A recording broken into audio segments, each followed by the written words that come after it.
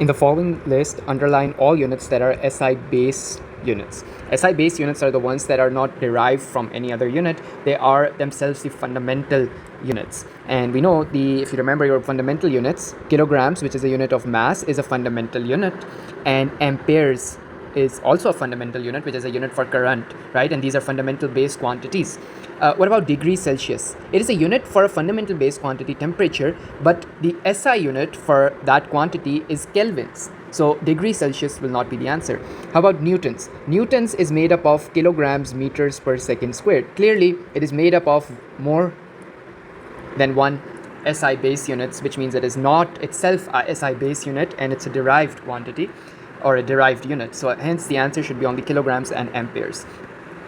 Part B says that a figure 1.1 shows a horizontal beam clamped at one end with the block attached to the other end. Here we see that this is the clamp and this is the beam which is attached to a block, and it's oscillating up and down. The direction is also specified. Now the block is made to oscillate vertically. The Young's modulus of the material is given by this equation. M is the mass of the block, T is the time period of one oscillation, as in it goes up, comes down. That's one oscillation and comes back to its mean position. K is a constant. A student determines the value of the percentage uncertainties of K, M, and T, and these are the values of percentage uncertainties specified.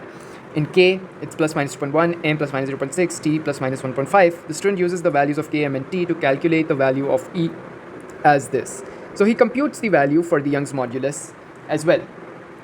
We want the percentage uncertainty in the value of E, right? So again, E is given by this equation, which is Km over T squared. Now, if you want the percentage uncertainty in these values, you just convert all the multiplication and divisions to a sum and bring the power down. So the percentage uncertainty in E, let's write it as percentage delta E, is equal to the uncertainty in percentage uncertainty in Mk would be added like this, plus power on 2 will come downstairs, so it will multiplied by percentage uncertainty in T. This gives you percentage uncertainty in K is 2.1, the positive value of that, plus in M it's 0.6, plus 2 times in T it's 1.5. So the percentage uncertainty is 5.7 in the value of E, 5.7%, right? So it would be plus minus 5.7. 5.7. Next, use your answer in part B1 to determine the value of E with its absolute uncertainty to an approximate number of significance. Now we want to compute the absolute uncertainty in E, right? We know what E is. In the previous part, they gave us the value of E as 8.245 into 10 raised to power 9.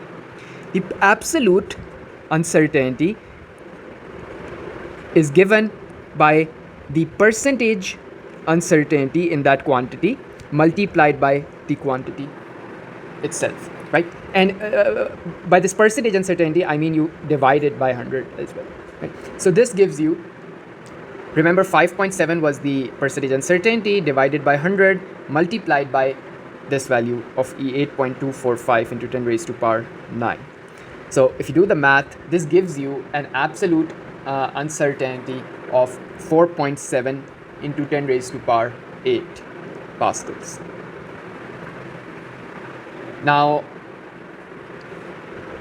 if you look over here, they say they've given us into 10 raised to power 9. So we can rewrite this as 0.47 into 10 raised to power 9 pascals.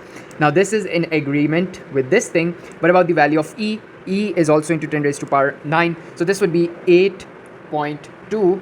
The percentage uncertainties are usually written to one decimal place or two significant figures, and then you would have plus minus 0.47. So that could be rounded off to 0.5. And that's the answer.